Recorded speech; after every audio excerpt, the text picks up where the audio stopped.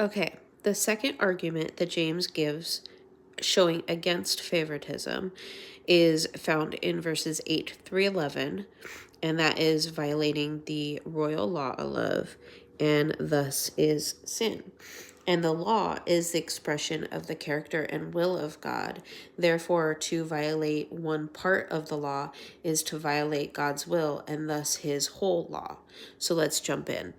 Verse 8, if you really keep the law, the royal law, which is the law of love, and we know that God's greatest commandment is to love one another because love covers a multitude of sins, right? Found in scripture, love your neighbor as yourself, then you are doing right. Verse 9, but if you show favoritism, you sin and are convicted by the law as lawbreakers. Verse 10, for whoever keeps the whole law and yet stumbles at just one point is guilty of breaking all of it. For he who said, do not commit adultery, and also said, do not murder. If you do not commit adultery, but you do commit murder, you then have become a lawbreaker.